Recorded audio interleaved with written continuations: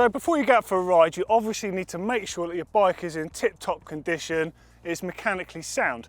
But of course, when you actually hit the trails, you want to make sure you're carrying just enough gear with you, like inner tubes and pumps and stuff, to make sure you can deal with any eventualities out on the trail.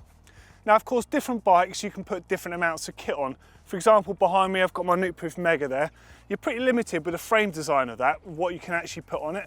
Whereas the Scout there, being a hardtail frame, there's a lot more room to do stuff with it. So I've just got off the plane here at Alicante. You might hear the odd plane going over. I'm just going to show you the sorts of kit I'm going to take on either sorts of bike, and it might give you some ideas on how to hit the trails and be equipped. So first up is my full suspension option. So this is a Nukeproof Mega 290. 29-inch wheel bike, focused for enduro, but it's light enough that I actually end up riding this most of the time back home. So the first thing to note is the fact that it's got a shock on the frame here. So the shock being in this location means you can't fit a water bottle in here. So there are water bottle mounts down here by the bottom bracket. In the UK, that's pretty much a no-no because the amount of mud and other stuff you're going to fling up onto your water bottle. Somewhere like this, all right, you could probably get away with it, but it's not the most convenient place. Of course, there are other areas on the frame. You can stuff an inner tube in here. You can use the saddle rails as well. But if I'm riding this bike, okay, it's light, but I don't really want to burden it down too much, so I'm going to pick a decent sized riding pack and take everything I need. Of course, I am free to take a bum bag with just a bare minimum if I want, but if I'm going out on this, I'm generally out all day. So this is a sort of kit that's a really good idea to take with you. So as I mentioned, if it's a bit of a shorter ride, I can quite often be happy to take just this little bum bag. It's got enough room to take a phone, multi-tool, inner tube, pump, that sort of stuff. And you can put a bladder in this as well, so it's possible to carry a small amount of water. Really good, but obviously it's not the biggest pack. And as I mentioned, when I ride the Mega, I tend to be out for a day. So this is a CAMELBAK KUDU, it's a 12 litre size. It's got the impact back protector in there. It's got a really nice, decent sized hydration bladder in there. What I'd normally do is tend to fill the hydration bladder up at night, leave it in the fridge before I go riding, so it's already nice and cold all day long. And then inside the pack, I'll show you what I carry. Okay, so quite often I'll be pedaling a long way, so I won't always wear knee pads. But I'll always take some lightweight pads with me. They weigh nothing, and also if it's cold, they're good to just keep you warm on the way back as well. Nice little extra for you in the bag. Now inside the main compartment, I keep quite a lot of stuff in here, but it doesn't really weigh too much. So I'm really into my photography. You might have seen that on the Instagram. Always take my little compact camera with me. Nice and easy to use, waterproof and stuff, so I don't have to worry about it too much. Always have a pair of gloves. I personally prefer to ride without gloves as much as I can, but of course if it's pretty gnarly terrain, you don't want to fall off and hurt your hands. Sometimes it might just be thorny, cold, wet, any number of things. And if you're riding in really bad conditions, it's a good idea to take a spare pair of gloves as well. Always have riding glasses. I pretty much can't ride very well without glasses because my eyes just water really badly. So I know people that just can't stand wearing glasses, but I'll always have a pair of glasses with me. Next up, a decent pump. Because I'm taking a big bag, I've got this mini floor standing Topeak turbo morph pump. It's so quick to inflate a tyre. I don't know why you wouldn't take it, to be honest. I'm fed up of using the really tiny compact ones. They just take forever to pump a tyre up. So a decent one that's worth using, you're going to use it. I've got this Topeak RACHET tool in here. This is a really nice little thing to use. And in particular on the Mega, you've got some cable guides that are quite hard to get to. So this is almost exclusively for me to use on that bike. And I've also got these cool little torque sort of sockets that click in place, so you can't over tighten stuff on there. Just a nice little extra, takes up no room, doesn't really weigh much either. Bang on.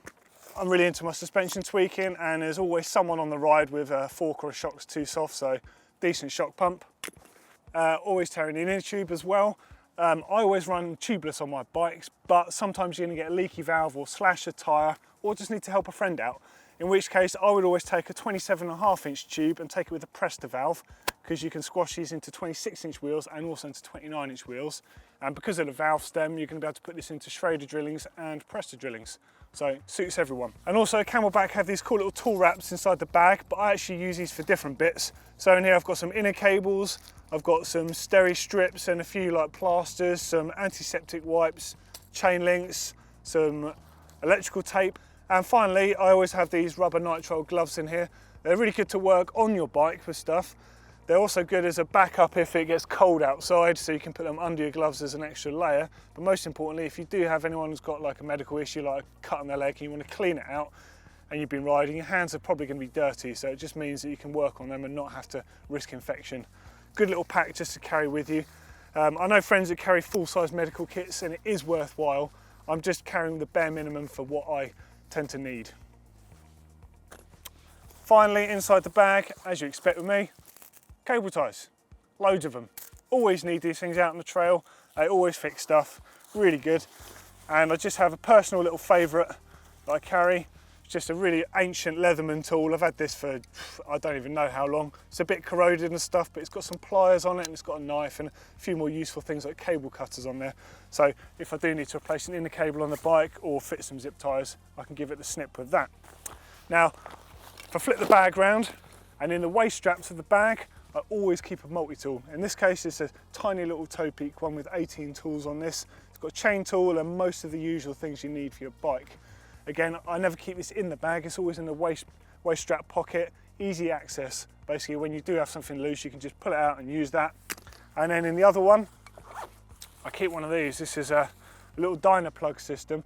So you might have seen these before for people to plug the holes in tubeless tyres if you get a tyre slash. This is just a rapid fire one, so I can hopefully slash this straight into the tyre, pull the bung out, and it leaves a rubber plug in there to hopefully seal the hole without losing too much pressure. And it gives you a second chance before you have to address putting an inner tube in there, for example. And you can pump it up and off you go. Okay, so this is my Nucleus Scout. It's a hardtail, obviously, so a little bit different to the full suspension bike in respect to the fact that I can put a water bottle in here, can fit a full-size one, no problem at all. And I can carry a fair few other bits on the bike if I want, so it's all up to the sort of riding I want to do. Typically there'll be two sorts of rides I'll do on the Nukeproof. There'll be an all-day one where I'll go out, take quite a few supplies of me, maybe have lunch out on the trails. The other one's a bit more like faster missions, so in that case this is the sort of setup I would run. Got my water bottle, it's full up. Under the saddle here I've got like an inner tube strap. I've got toe peak, tyre lever and 2 CO2 cartridges, plus a little device you need just to connect it to the valve. I tend to run all my bikes tubeless, so hopefully the chances of getting a puncture is quite minimal, but I've got that there to get back on the trail. In my pocket I have a phone, and I'll always take a little multi-tool, the smallest one I can. I mean, in an ideal world you don't really want to be carrying things in your pockets in case you crash, but for a quick blast this one's actually quite good. It's got rounded edges, there's nothing really that's going to stick out and cause you any sort of damage. Of course, if you want to ride further, there are a couple more options we can do with this. So the first option is a super minimal pack, because obviously you've got the water bottle on there, got me inner tubes and stuff, is using a small sort of hip pack like this. I can carry the multi-tool, carry my phone and stuff in the side pockets. This can take a bladder and you can go to town on the amount of stuff you can carry in it, but it's quite nice to keep it minimal. Again, I like to take my camera with me, it fits in this quite nicely, along with a beanie and a few other bits and pieces. Nice and minimal, doesn't interfere with the riding. I personally really like using a hip pack because I'm quite tall, and a lot of my local trails have got like low branches and stuff that I do quite often hook up on a full-size riding pack, so these are quite nice to use. But lately I've actually been experimenting with bike packing style bags, and although me and Blake and Neil have been talking about going riding for a while, we haven't, but I was quite quick to get in one of these toe peak mid-loaded bag. So if you were bike packing, you use this in a combination with a few other bags and rucksacks and stuff like that. But I can fit a full-size sort of decent sized mini pump in here. I've got a multi-tool in here, and I've also keep an old sunglasses bag, and inside there I've got a set of pliers, some rubber gloves and all sorts of little gubbins, but I pack them deliberately in this with the rubber gloves so it doesn't rattle around, because this sort of pack, when you've got it on the bike and got it laden, the key to making them work well with the bike is exactly that, stuff them out so nothing moves around, because otherwise it gets pretty annoying. I mean, I've got an inner tube stuffed under my saddle at the moment, but to be honest, if I was using this pack, I wouldn't bother. I would just have the water bottle down here and the pack and nothing else. And the reason I've been picking this is because I'm really into my photography, so quite often I go mountain biking and I'll take my camera bag with me, and I don't want to be filling up my camera bag with tools and stuff that I can just put on my bike. So really the hardtail's kind of become my best friend recently, because I'm so into my photos, as you'll see in another GNBN video soon. Okay, so that's my kind of two sort of bike setups for most of the riding I do. But of course, being prepared is the name of the game. But it doesn't end there with just getting your bike set up. It actually starts the night before you go riding.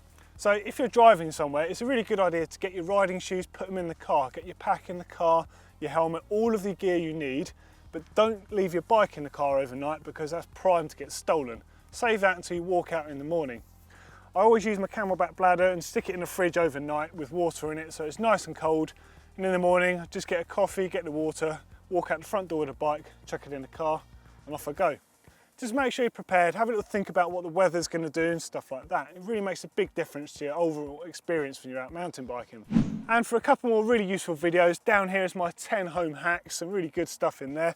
And up top is what to carry in your car boot. So that's 3 ways, myself, Blake and Neil just demonstrating the sorts of stuff we carry when we go riding. Of course, click on the globe to subscribe, brand new content every single day.